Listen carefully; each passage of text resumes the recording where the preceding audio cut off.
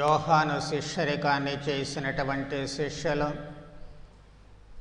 దేవుని గొర్రెపిల్లగా పరిచయము చేయబడినటువంటి ప్రభువైన యేసుక్రీస్తుతో పాటు ఓ పూట గడిపిన తరువాత ఆయనను మెస్సయ్యగా గుర్తిస్తూ మెస్సయ్య అనుభూతిని పొందుతూ ఉన్నారు. అదే ప్రభువును మనము మెస్సయ్యగా మాత్రమే కాకుండా యోహాను గారు పరిచయము చేసినటువంటి ఒక గొర్రెపిల్లగా, అంటే తనను తాను బలిగా సమర్పించుకొని మన జీవితాలను దైవానుభూతితో మాత్రమే కాకుండా దైవ స్వభావముతో నిండిపోయేటట్లు చేసేటువంటి ఆ గొర్రెపిల్లను మనము అర్థం చేసుకొని అవగాహన చేసుకొని అనుభూతి చెందిన పిమ్మట మన దృష్టిని యేసు సందేశముపై నిలపాల్సినటువంటి అవసరం ఏర్పడుతుంది. కేవలము అనుభూతి చెందాము, ఒకసారి ఆయన్ని అవగాహన చేసుకున్నాము అని వదిలివేస్తే అంతటితో మళ్ళీ మన జీవితము మొదటికే వస్తూ ఉంటుంది. కాబట్టి మన దృష్టి ఒకసారి అర్థం చేసుకున్నటువంటి మనము మన దృష్టిని ఆయన సందేశంపై పెట్టాల్సినటువంటి అవసరము ఏర్పడుతుంది. ఆయన సందేశము 4 అంశాలతో కూడుకున్నటువంటిదే. మొట్టమొదటిది ప్రభువు అంటున్నారు, కాలము సంపూర్ణమైనది. రెండవది, దైవరాజ్యము సమీపించినది. మూడవది, హృదయ పరివర్తనము చెందండి. నాలుగవది, సువార్తను విశ్వసించడము. ఈ 4 అంశాల మీద మనము దృష్టిని కేంద్రీకరించినప్పుడు మాత్రమే మనము అవగాహన చేసుకున్నది, అనుభూతి చెందింది పరిపూర్ణం కావడానికి అవకాశం ఉంటుంది. తద్వారా మన జీవితాలు పరిపూర్ణత చెందడానికి అవకాశము లేక మార్గము సుగమమవుతూ ఉంటుంది. ఒక్కొక్క అంశాన్ని మనము జాగ్రత్తగా పరిశీలించినట్లయితే ప్రభువు అంటున్నారు, కాలము సంపూర్ణమైనది. కాలము సంపూర్ణమైంది అంటే మనము అనుకునేటువంటి ఈ గడియారాలు, ముళ్ళులు ఇవన్నీ కాదు, కానీ సమయం దగ్గర పడింది. చాలాసార్లు మనం మామూలుగా మాట్లాడుకునేటప్పుడు అంటూ ఉంటాము, ఇదిగో ఇక నీ టైం అయిపోయింది. అది ఇతరులను బెదిరించడానికి కొన్నిసార్లు ఉపయోగిస్తూ ఉంటాము. ఇక నీ పని అయిపోయిందని చెప్పడానికి ఉపయోగిస్తూ ఉంటాము. కొన్నిసార్లు మరణానికి సమీపించారని చెప్పడానికి ఉపయోగిస్తూ ఉంటాము. ఏదైనప్పటికీ కూడా ఇప్పుడు నీవున్నటువంటి ఈ జీవితానికి ఒక సమయము ఆసన్నమైంది. ఇప్పటి వరకు ఉన్నటువంటి పాత జీవితానికి స్వస్తి చెప్పాల్సినటువంటి సమయము ఆసన్నమవుతూ ఉంటుంది. పుణ్య జీవితానికి పునాదులు వేసుకోవాల్సినటువంటి సమయము ఆసన్నమైంది అని ప్రభువు చెబుతూ ఉన్నారు. ఒకవేళ ఇప్పుడు మనము దానిని అన్వయించుకున్నట్లయితే మనకు అదే వర్తిస్తూ ఉంటుంది. సంపూర్తిగా కాకపోయినా ఎంత శాతము మనము పాత జీవితానికి స్వస్తి పలకాలి, మనలో ఉన్నటువంటి చెడు స్వభావాన్ని వదిలివేయాలి, ఇంకా ఎంత శాతము మనము పుణ్య జీవితానికి మన జీవితంలో పునాదులు వేసుకోవాలి అన్నటువంటిది ఆలోచించుకోవాలి. అలా మారడానికి సమయము ఆసన్నమైంది. ఆలస్యము చేస్తే మళ్ళీ అదే మనకు పెద్ద అడ్డుగోడగా, లేకపోతే మన జీవితానికి గొడ్డలి పెట్టెగా మారుతుంది అన్న విషయాన్ని ఎప్పుడూ కూడా మరిచిపోకూడదు. అందుకే మన సమయము ఆసన్నమైంది. పరిపూర్ణ జీవితాన్ని జీవించడానికి అన్న సత్యాన్ని మనం ఎప్పటికప్పుడు జ్ఞాపకముంచుకోవాలి. ఎందుకు అంటే దైవరాజ్యము సమీపించింది అని ప్రభువు అంటూ ఉన్నారు. దైవరాజ్యము సమీపించడం అంటే దైవ సన్నిధి. ఆ రోజున ఇశ్రాయేలీయులు జీవించినటువంటి జీవిత విధానములోనికి దైవ సన్నిధి వచ్చింది. ఇమ్మానుయేలు అనగా దేవుడు మనతో ఉన్నారు అని అర్థము. వారి మధ్యన భౌతికంగా దేవుడు నివసిస్తూ ఉన్నారు. యేసు అనే పేరుతో ప్రభువు వాళ్ళ మధ్య ఉంటూ ఉన్నారు. కాబట్టి దైవరాజ్యము సమీపించింది. సమీపించింది అని చెప్పాల్సినటువంటి అవసరం ఎందుకు ఏర్పడుతుంది అంటే వాళ్ళు గుర్తించలేదు. అప్పటికి 30 ఏళ్ల పాటు ప్రభువు వాళ్ళ మధ్యనే జీవిస్తూ ఉన్నారు. కానీ ఎవరైనా గుర్తించారా అంటే వాళ్ళ అమ్మా నాన్న, దేవాలయంలో సీమోను, తర్వాత అన్నమ్మ అనేటువంటి ప్రవక్తి, వీళ్ళు నలుగురు తప్ప మిగిలినటువంటి వారెవ్వరూ కూడా ఆ ప్రభువు ఉనికిని గుర్తించలేకపోయారు. 1 కాదు 2 కాదు 30 ఏళ్ళు సుదీర్ఘమైనటువంటి సమయము. దేవుడు తమతోటే ఉన్నప్పటికీ కూడా ఆ వంశాన్ని వాళ్ళు గుర్తించలేకపోతూ ఉన్నారు. ఆ అనుభూతి వాళ్ళు పొందలేకపోతూ ఉన్నారు. అవురా అని చెప్పి ఈరోజు మనం నోళ్ళు తెరుస్తామేమో కానీ అంతకంటే గొప్పవాళ్ళమే మనం కూడాను. వాళ్లకు తెలియక ప్రభువుని గుర్తించలేకపోయారు, కానీ మనము తెలిసి గుర్తించలేకపోతున్నాము. మనందరికీ తెలుసు భౌతికంగానే ప్రభువు దివ్య సత్ప్రసాదములో ఉంటున్నారు అని. రేయింబవళ్ళు వాసము చేస్తూ కదలనటువంటి ఒక అప్పములో జైల్లో పెట్టినట్లుగా తాళము వేసి మరి మనము దివ్య మందసములో ఉంచుతూ ఉన్నాము. దేనికోసము ప్రభువు అక్కడ ఉంటూ ఉన్నారు? మన కోసము. ఆ సన్నిధి మనకు దివ్యానుభూతిని కలిగించాలి అని, ఆ సన్నిధిలోనికి మనము ఆకర్షింపబడాలి అని, ఆ సన్నిధిలోనికి వస్తే ఆయన గురించి సరైనటువంటి అవగాహన చేసుకుంటాము అని, తద్వారా మన జీవితాలు పరిపూర్ణత వైపుకు అడుగులు వేస్తాయి అని. దైవరాజ్యము అంటే ప్రేమానురాగాలకు, ఆప్యాయతకు మాత్రమే నిలయము. రాగద్వేషాలకు అతీతమైనటువంటిదే, పగద్వేషాలకు అతీతమైనటువంటిదే, కక్షలకు అతీతమైనటువంటిదే. పగ తీర్చుకునేటువంటి ప్రసక్తి మనకు అక్కడ కనిపించదు. అదొక ప్రేమ సామ్రాజ్యము. దాన్ని సరిగ్గా అవగాహన చేసుకున్నప్పుడు అది ఎప్పుడు సాధ్యమవుతుంది అంటే క్రీస్తు సన్నిధి, యేసు సన్నిధి మనలో మన మధ్యన ఉన్నప్పుడు అది సాధ్యమవుతుంది. అందుకే ఆయన చివరకు కదలని అప్పరూపములో కూడా మన మధ్యన వేంచేస్తూ ఉన్నారు, నివాసం ఉంటూ ఉన్నారు. ఈ దేవాలయాన్నే ప్రత్యేకంగా తన గృహముగా మార్చుకొని ఆయన ఇక్కడ జీవిస్తూ ఉన్నారు.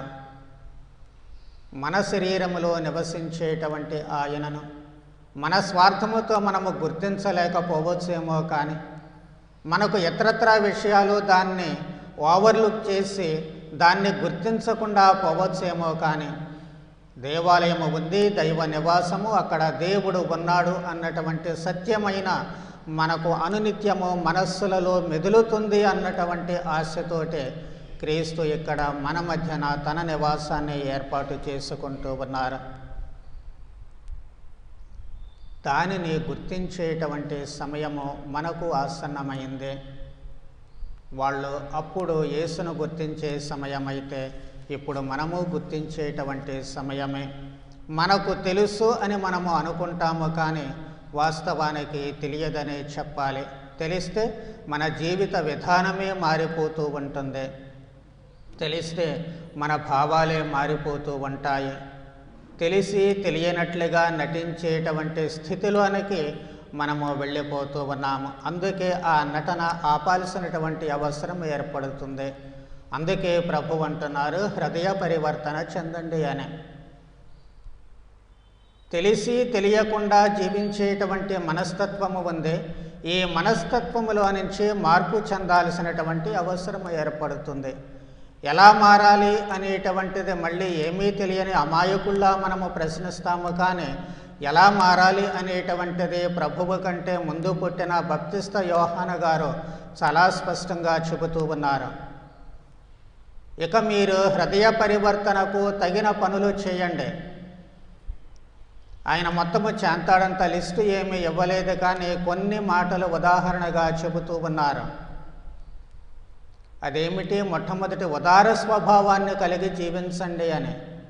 2 అంగీలు ఉన్నటువంటి వ్యక్తి, అంటే 2 జతల బట్టలు ఉన్నటువంటి వ్యక్తి 1 జతను లేనటువంటి వారికి ఇవ్వాలి అని చెబుతూ ఉన్నారు. 3 పూట్ల కడుపు నిండా తినడానికి ఉన్నటువంటి మనిషి అది లేనటువంటి వాళ్ళతో పంచుకోవాలి అని చెప్పి ఆయన అంటూ ఉన్నారు. దానితో పాటు వివిధ రకాలైన జీవిత విధానాలను అనుసరించే వాళ్ళు కూడా తమ తమ బాధ్యతలకు తగినట్లుగా మారాలి అన్నటువంటి అంశాన్ని ఆయన బోధించారు. సుంకరులు వచ్చినప్పుడంటే పన్నులు వసూలు చేసేటువంటి వాళ్ళు వచ్చినప్పుడు మీరు నిర్ణయింపబడిన దానికంటే ఎక్కువ వసూలు చేయవద్దు అని చెప్పి చెబుతూ ఉన్నారు. అంటే ఎవరిని పీడించకూడదు, ఎవరిని బాధించకూడదు, నీ ధర్మాన్ని మాత్రమే నీవు నిర్వర్తించాలి అన్న సత్యాన్ని యోహాను గారు వాళ్ళకి తెలియచేస్తూ ఉన్నారు. అలాగే తన వద్దకు రక్షక భటులు వచ్చినప్పుడు కూడా వాళ్ళతో అంటూ ఉన్నారు, బలత్కారంగా కానీ అన్యాయ ఆరోపణలతో కానీ ఎవ్వరినీ కొల్లగొట్టవద్దు అంటూ ఉన్నారు. మీకు ఉన్నటువంటి దానితోటే సంతృప్తి చెందండి అని చెప్పి వాళ్ళని అంటూ ఉన్నారు. ఇలా కొన్ని అంశాలు మాత్రమే అక్కడ పొందుపరచబడినప్పటికీ కూడా ఇవి మనకు మార్గచూపరులుగా మిగులుతూ ఉంటాయి. వాటిని అన్వయించుకుంటే, వాటిని అర్థం చేసుకుంటే ప్రతి ఒక్కరము మన బాధ్యతలలో ఏ విధముగా మెలగాలి, ఎక్కడ ఎలా మారాలి అనేటువంటిది మనకు స్పష్టమవుతూ ఉంటుంది. అందుకే ఇజ్యాసు ప్రవక్త అంతకుముందే చెబుతూ ఉన్నారు. మనం 55వ అధ్యాయంలో గమనించినట్లయితే ఆయన అంటూ ఉన్నారు, ప్రభువు దొరకనప్పుడే ఆయనను సమీపించండి. ప్రభువు అందుబాటులో ఉన్నప్పుడే ఆయన్ని సమీపించాలి. ఆయన లేకుండా ఆయన దగ్గరికి ఏమి వెళతాము? వెళ్ళలేము. ఆయన ఉన్నప్పుడే. ఆయన ఇప్పుడు ఎక్కడే ఉన్నారు. అందుకే ఆయనను సమీపించాలి. లేనప్పుడు సమీపించలేము, లేక మనకు అవకాశం లేనప్పుడు సమీపించలేము. మన జీవితాలకు ఎప్పుడూ అవకాశాలు పుష్కలంగా ఉన్నాయి. ఒక ఆదివారాలే కాదు, మిగిలినటువంటి రోజులు కూడాను. మిగిలినటువంటి రోజుల్లో అవకాశాలు ఉండి కూడా దివ్య బలి పూజకు రాకుండా ఎగగొట్టేటువంటి వాళ్ళు ఎంతమంది ఉంటూ ఉన్నాము. అంటే అవకాశం ఉండి లేకుండా మనము చేస్తూ ఉన్నాము, నిర్లక్ష్యం చేస్తూ ఉన్నాము. అలాంటి నిర్లక్ష్య భావాన్ని వదిలివేయాలి. అవకాశం లేనప్పుడు వేరే విషయము. అందుకే ఆయన ఇంకా సమయం ఉండగానే దేవుణ్ణి సమీపించండి అంటున్నారు. ఉన్నటువంటి సమయాన్ని వృధా చేసుకోకూడదు. రకరకాల పనుల కోసం మనం సమయాన్ని వినియోగిస్తాము, కానీ ఒక అర్ధగంట 30 గంట ఉదయం పూట దైవాలయంలో గడపడానికి కానీ, దివ్యబలి పూజలో పాల్గొనడానికి కానీ సమయం గడపడానికి మనకు చాలా కష్టం అనిపిస్తూ ఉంటుంది. కొన్నిసార్లు అసలు సమయమే దొరకదు. దీనికి బదులు మిగతా పనులు చేసుకుంటే జీవితం చాలా బాగుంటుంది కదా అనే ఆలోచన కూడా లేకపోలేదు కొంతమందికి. ఇలా మనము నిర్లక్ష్యము చేస్తూ ఉంటాము. నిర్లక్ష్యము చేస్తే దేవుని వైపుకు తిరగలేకపోతూ ఉంటాము, దైవ సన్నిధికి రాలేకపోతూ ఉంటాము. ఎందుకు దైవ సన్నిధికి రావాలి? ఆయన అంటూ ఉన్నాడు, దుర్మార్గులు తమ మార్గాన్ని వదిలివేయాలి, దుష్టులు తమ దురాలోచనలను మానివేయాలి. అంటే మనలో ఉన్నటువంటి దుర్మార్గము లేక మనలో ఉన్నటువంటి చెడు ఆలోచనలు, వ్యసనాలు వదిలివేయాలి అంటే మనము తరచూ దైవ సన్నిధిలోనికి రావాలి అనే సూత్రాన్ని మర్చిపోకూడదు. చిన్న ఉదాహరణ, మనం పిల్లల్ని చూడండి. మన దగ్గర ఉంటే దుడుకు పనులు చేయరు. తల్లిదండ్రుల సమక్షంలో ఉంటే వాళ్ళు దుడుకు పనులు చేయరు, వాళ్ళు లేనప్పుడు చేస్తూ ఉంటారు. అలాగే మనం కూడాను దైవ సన్నిధిలో తరచూ ఉన్నట్లయితే మన మనసు అటువైపుకు మళ్ళదు. చెడు పనుల వైపుకు, చెడు ఆలోచనల వైపుకు, చెడు క్రియల వైపుకు మళ్ళదు. ఒకవేళ అడపాదడప మళ్ళీనా మళ్ళీ ఆ సన్నిధికి వస్తూ ఉంటాం కాబట్టి ఠపీమని మళ్ళీ మనము వెనక్కు తిరిగేటువంటి అవకాశము దొరుకుతూ ఉంటుంది. అందుకే సమయం ఉండగానే ఇంకా దేవుని వైపుకు తిరగండి అని చెప్పి అంటూ ఉన్నారు. ఆ సమయాన్ని దేవుడు ఇంకా మనకి ఇస్తున్నారు. అది ఆయన కృపానుగ్రహము.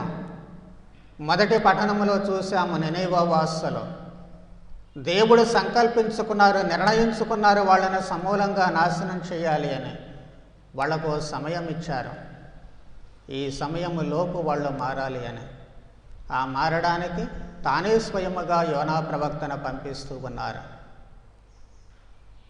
ఆయన చెప్పిన మాటలు విని సమయానికి వాళ్ళు మారగలుగుతూ ఉన్నారు.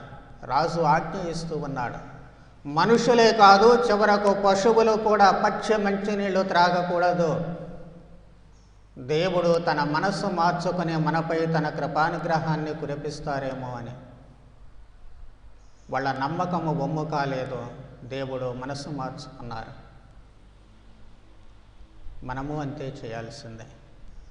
ఎవరు చెప్పారు అనేటువంటిది కాదు. ముక్కు ముఖం తెలియనటువంటి యోనా ప్రవక్త వచ్చే వాళ్లకు చెబితే వాళ్ళు తమ జీవన స్థితిని గమనించి మారాల్సింది ఏమిటో తెలుసుకుని మారారు. మనకు ఎవరైనా చెప్పవచ్చు, తెలిసిన వాళ్ళు చెప్పవచ్చు, తెలియని వాళ్ళు చెప్పవచ్చు, బాధ్యత ఉన్నవాళ్ళు చెప్పవచ్చు, బాధ్యత లేని వాళ్ళు చెప్పవచ్చు. ఎవరు చెప్పారు అనేటువంటిది కాదు.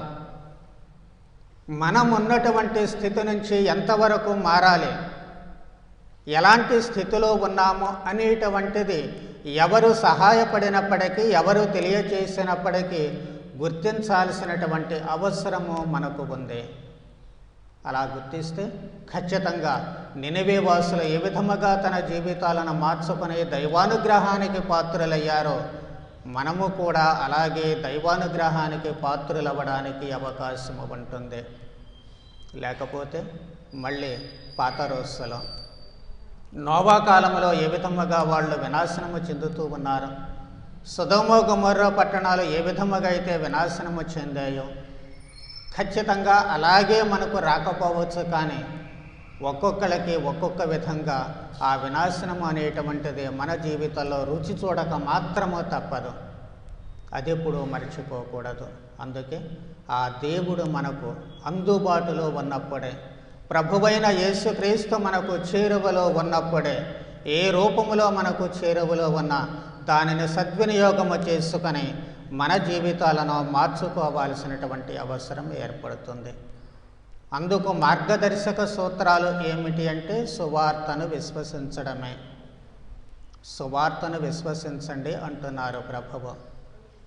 ఏమిటి ఆ సువార్త, ఆ మార్గదర్శక సూత్రాలతో కూడినటువంటిది అంటే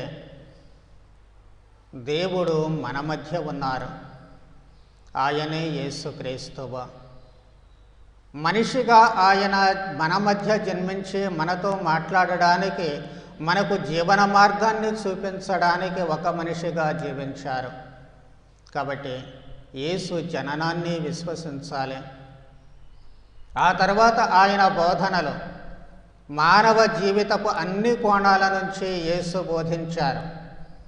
మనిషి ఎలా ఉండాలి, ఏ విధమైనటువంటి దృక్పథముతో ఉండాలి.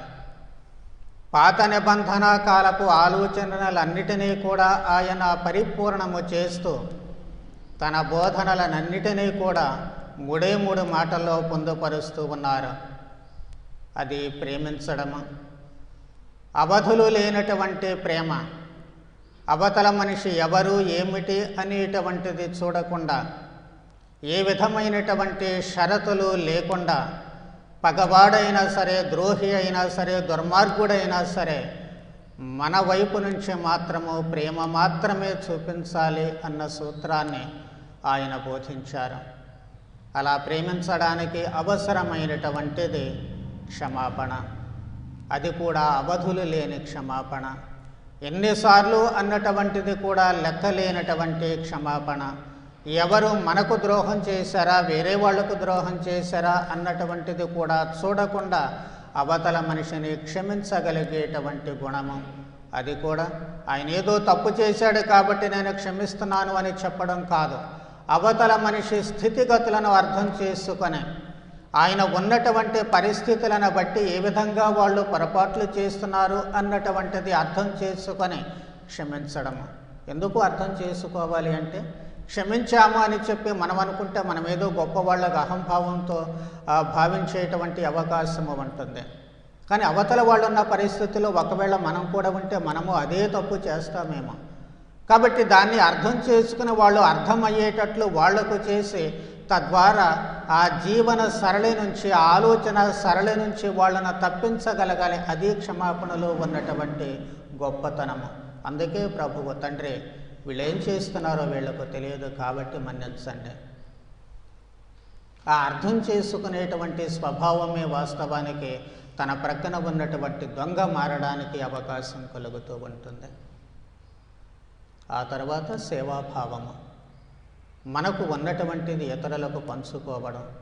అది విజ్ఞానమే కావచ్చు, భౌతికమైనటువంటి సంపదలే కావచ్చు, మనం చేసేటువంటి పనులే కావచ్చు, ఏదైనా సరే ఉదారతతో కూడినటువంటిదే ఇతరులకు సేవ చేయడం. ఈ 3 అంశాలతో కూడినటువంటి సందేశము ప్రభువు బోధించినటువంటిది. దాన్ని విశ్వసించాలి, అవగాహన చేసుకోవాలి, వంట పట్టించుకోవాలి, తద్వారా దాన్ని క్రియారూపంలోకి మలుచుకోవాలి. ఆ తర్వాత ప్రభుని మరణము ఉత్థానాలు కీలకమైనటువంటివి. ఎందుకు అంటే ఆయన దేవుడే అయినప్పటికీ ఒక మనిషిగా జీవించి బాధలు పొంది మరణిస్తూ ఉన్నారు. మరణించిన మనిషి నాశనం కావడం లేదు, కానీ తిరిగి ఉత్థానం అవుతూ ఉన్నారు. అలాగే మన జీవిత బాధలలో మనము నిరాశ నిస్పృహలకు గురి కాకుండా మళ్ళీ మనకు జీవం ఉంటుంది, ఎంతటి బాధ అయినా సరే అధిగమించగలము అన్నటువంటి జీవిత ఆశను మనకు అక్కడ కల్పిస్తూ ఉన్నారు. దేవునితో మనము శాశ్వత జీవితాన్ని పొందుతాము అన్నటువంటి భావాన్ని మనకు చూపిస్తూ ఉన్నారు. ఇది అసలు సిసలైనటువంటి సువార్త. దీన్ని విశ్వసించాల్సినటువంటి అవసరము ఏర్పడుతూ ఉంటుంది. దానిని విశ్వసించడానికి చేయాల్సిన పని ఏమిటి? మళ్ళీ ప్రభువుని అనుసరించాలి, ఆయనతో పాటు ఉండాలి. అందుకే ప్రారంభంలోనే అనుకున్నాము, ప్రభువు ఇక్కడ ఉన్నారు కాబట్టి ఆయన వద్దకు రావాలి, ఆయన వైపుకు తిరగాలి అని. ఆయనను అనుసరించేటువంటి విధానాన్ని కూడా ప్రభువు మళ్ళీ స్పష్టం చేస్తున్నారు. మొదటిగా చేపలు పట్టేటువంటి వాళ్ళను పిలుస్తూ ఉన్నారు. మనిషి మారాల్సినటువంటి మనస్తత్వము, తనను ఎలా అనుసరించాలి, ఏ విధమైనటువంటి మనస్తత్వంలో నుంచి ఎలాంటి మనస్తత్వంలోకి వస్తే తనను అనుసరించి తన భావాలను అనుసరించగలరు అన్నటువంటిది ప్రభువు ఆ పిలుపులో స్పష్టం చేస్తూ ఉన్నారు. చేపలు పట్టడం వాళ్ళ ప్రవృత్తి, వాళ్ళ వృత్తి. ఆ వృత్తిని ప్రవృత్తిగా మారుస్తూ ఉన్నారు. అది మనుషులను పట్టడము. ఏమిటి దానిలో ఉన్నటువంటి పరస్పర విరుద్ధ భావాలు అంటే, చేపలు పట్టడము అనేటువంటిది తమకు జీవం పోసుకోవడానికి, తమ జీవాన్ని నిలుపుకోవడానికి ఆ చేపలను పట్టుకుంటారు, అమ్ముకుంటారు, తర్వాత తద్వారా జీవన భృతి పొందుతూ ఉంటారు. ఆ దృక్పథములో నుంచి అంటే కేవలము తమ జీవన భృతి పొందడం మాత్రమే కాదు, తమ జీవాన్ని నిలుపుకోవడం కోసము కాదు, కానీ ఇతరులలో జీవాన్ని నింపాలి, ఇతరులకు జీవాన్ని పోయాలి. మృత్యుబడిలో ఉన్నటువంటి వారికి మళ్ళీ జీవమునిచ్చి వాళ్ళు జీవించేటట్లు చేయాలి. దానికోసము తమ ప్రాణాలనైనా సరే పణంగా పెట్టాలి. అది ప్రభుని పిలుపులో ఉన్నటువంటి ఉద్దేశ్యం. మిమ్ములను మనుష్యులను పట్టే వాళ్ళగా చేస్తాను. ఆ మనుష్యులను పట్టడము ఎందుకు? జీవము తీసేటువంటి స్వభావం ఉన్నటువంటి తమ వృత్తి జీవము పోసేటువంటి ప్రవృత్తిలోకి మార్చబోతూ ఉన్నారు. దానికి త్యజింపు కావాలి, త్యాగగుణము కావాలి. అందుకే రాయప్ప గారు తన సహోదరుడు తమ వలలను పడవను విడిచిపెట్టి ప్రభువును అనుసరించారు, తమకున్న సమస్తాన్ని వదిలివేశారు. అలాగే ఆ తర్వాత జంట యోహాను గారి జంట కూడా వాళ్ళు తమ తండ్రితో సహా వదిలివేసి ప్రభువుని అనుసరిస్తూ ఉన్నారు. పరిపూర్ణమైనటువంటి త్యాగ గుణము. ఆ త్యాగ స్వభావము అనేటువంటిది లేకపోతే మళ్ళీ ప్రభువుని అనుసరించి ఇతరులకు జీవం పోయడం మాత్రం మనకు శ్రేత కాదు. మన జీవాన్ని మాత్రమే చూసుకుంటాం, మన ఊపిరి మాత్రమే చూసుకుంటాం, కానీ ఇతరులకు జీవం పోసేటువంటి ప్రాణం పోసేటువంటి పనిలో నిమగ్నం కాము. అదే మనకు యోనా జీవితం నేర్పుతూ ఉంటుంది. దేవుడు చెప్పారన్నతో వెళ్ళు, అక్కడికి నినివే వాసుల దగ్గరికి వెళ్ళి నా మాటలు చెప్పమన్నారు. కుదరదు, పొమ్మన్నాడు. ఎందుకు? అక్కడకు వెళితే తన ప్రాణాలు పోతాయి. తన ప్రాణాలను త్యాగం చేయడానికి ఆయనకు ఏమాత్రం ఇష్టం లేదు. ముఖం తెలియనటువంటి ఆ మనుషుల దగ్గరికి వెళ్ళి మీరు తప్పు చేస్తున్నారు, మారండి అని చెబితే అంత తేలిగ్గా వదిలేస్తారు, ఈయన పట్టుకుని చంపేస్తారు. ఆ విషయం తనకు స్పష్టంగా తెలుసు. అందుకే వెళ్ళను అని మొరాయించాడు. దేవుడు మరీ పట్టుబట్టి ఆయన్ని తీసుకువెళ్ళాలని ప్రొద్దాక చెవులు జోరేగలా చెబుతూ ఉంటే ఆ బాధ తట్టుకోలేక దేవుడి నుంచే పారిపోవాలని వాడొక్కాడు. అయినా దేవుడు ఆయనను వదిలిపెట్టలా. తుఫాను వచ్చింది. ఆయన తన తప్పేంటో తెలుసుకొని ఇంతటితో ఈ లోకములోనూ దేవుడి దగ్గర బాధ వదిలిపోతుంది, తనకు ఏ బాధ ఉండకూడదని సముద్రంలో పడేయమన్నాడు. తన జీవితం ముగిసిపోతే ఇక నాకు ఏ బాధ ఉండదనుకున్నాడు. చాలాసార్లు మనం చేసే పొరపాటు అదే. మన జీవితం ముగింపే అన్ని సమస్యలకు పరిష్కారం అనుకుంటారు, కానీ కాదు. ఏ సమస్యకు మన జీవితం ముగింపు పరిష్కారం కాదు. దాన్ని తిరిగి నేర్పడం కోసమే దేవుడు మళ్ళీ తిమింగల గర్భంలో 3 రోజులు ఉండేటట్లు చేశారు. ఆ తర్వాత బయటకు కక్కుతుంది. అది కూడా ఎక్కడ? ఖచ్చితంగా నినివేలోనే. అప్పటికి కానీ ఆయన కళ్ళు తెరవలేదు. ఎక్కడికైతే వెళ్ళకూడదనుకున్నాడో, వెళ్లకుండా తప్పించుకోవడానికి చావు కూడా తాను కోరుకున్నాడు, అదే చోట్లోకి మళ్ళీ వచ్చి పడ్డాడు. 3 రోజుల పాటు చేప కడుపులో ఉన్నాడు కాబట్టి చచ్చిపోయాడు, అంతే. ఇది క్రొత్త జీవితము, దేవుడు ప్రసాదించినటువంటి మరో జీవితము. తన జీవితము తాను కోరుకున్నట్లు ముగిసిపోయింది, చచ్చిపోయాను. ఇప్పుడు తనకు మరో జీవితము, క్రొత్త జీవితం, అది దేవుడు ఇచ్చినటువంటిది. కాబట్టి అది ఉన్నా లేకపోయినా నాకు బాధ లేదు. ఆ జీవితం ఏం చేయాలి అనేది ఖచ్చితంగా చేస్తాను. అలా ఉన్నాడు కాబట్టి ఆ తెగింపు అనేటువంటిది వచ్చింది. ఏం జరిగితే అదే జరిగింది అని చెప్పి వీధుల్లోకి వెళ్ళి మామూలుగా చెప్పి ఉండడు, ఆవేశంతో చెప్పి ఉంటాడు. ఆనాడు దాక్కుని పవిత్రాత్మ వచ్చిన తర్వాత అపోస్తలుడైనటువంటి రాయప్ప గారు ఎలాంటి ఆవేశంతో ప్రసంగించారో అదే ఆవేశపూరితుడిగా బహుశా ఇక్కడ యోనా గారు కూడా ప్రసంగించి ఉండవచ్చు. బలవంతంగా దేవుడు తీసుకొచ్చినప్పటికీ కూడా ఆయన చేత చెప్పిస్తూ ఉన్నారు. అదే బలవంతము మనల్ని కూడా కొన్నిసార్లు చేయవచ్చు. స్వచ్ఛందంగా వచ్చినటువంటి వాళ్ళు అపోస్తలులు అయితే, బలవంతంగా వచ్చినటువంటి మనిషి యోనా ప్రవక్త. ఎలా వచ్చినప్పటికీ సందేశము మాత్రము ఒకటే, పంపిన వ్యక్తి ఒకరే. దేవుడు పంపారు, అదే సందేశము. వీళ్ళు రావడములో తేడాలు ఉండవచ్చు. వీళ్ళు కేవలము పనిముట్లు మాత్రమే, వీళ్ళు కేవలము నిమిత్త మాత్రులు మాత్రమే. అయినప్పటికీ దేవుడు పిలిచినటువంటి ఆ పిలుపుకు మనము తప్పించుకోలేము. దానికి అనుగుణంగా దైవ చిత్తాన్ని నెరవేర్చాల్సినటువంటి అవసరము ఖచ్చితంగా ఉంటుంది. ఆ నేపథ్యంలో మన అనుభూతులు, అనుభవాలు వివిధ రకాలుగా ఉండవచ్చు. రాయప్ప గారు చచ్చిపోయే సమయం వచ్చినప్పుడు తప్పించుకొని పోవాలని రోము నగరం నుంచి పారిపోతూ ఉన్నారు. మళ్ళీ ప్రభువు ఎదురుపడితే కానీ వెనక్కి రాలేదు. ఏదైనా కావచ్చు, కానీ ఖచ్చితంగా ఆ అనుభూతి అనేటువంటిది, దైవ చిత్తాన్ని నెరవేర్చాలి అనేటువంటిది మాత్రము తథ్యము. దానికి మనం కట్టుబడి ఉండాల్సినటువంటి అవసరము ఏర్పడుతూ ఉంటుంది. అందుకే సువార్తను విశ్వసించాలి అని చెప్పి ప్రభు అంటూ ఉన్నారు. ఆ విశ్వాసము గనక మనలో ఉన్నట్లయితే ఖచ్చితంగా మనము క్రీస్తుని అనుసరించగలము. క్రీస్తు బాధ్యతను మనం చేయడానికి, నెరవేర్చడానికి అవకాశము కలుగుతూ ఉంటుంది. యోనా బ్రతికి బయటపడకపోతే ఆ పని చేసేవాడు కాదు. మనము బ్రతికి బయటపడినటువంటి సందర్భాలు చాలానే ఉంటాయి. కాకపోతే మనం గుర్తించకపోవచ్చు, మరచిపోవచ్చు. దేవుడు మన జీవితంలో మృత్యుముఖము వరకు తీసుకుని వెళ్ళి బయటపడవేసినటువంటి సందర్భాలు అనేక మందికి అనేక రకాలుగా ఉంటూ ఉంటాయి. వాటిని మనము జ్ఞాపకం ఉంచుకోవాలి, మననం చేసుకోవాలి. అప్పుడు ఈ జీవితం నాది కాదు, నీది అని మనం దేవుడితో చెప్పగలము. అప్పుడు ఖచ్చితంగా మనము దానిని అనుసరించడానికి అవకాశం కలుగుతూ ఉంటుంది.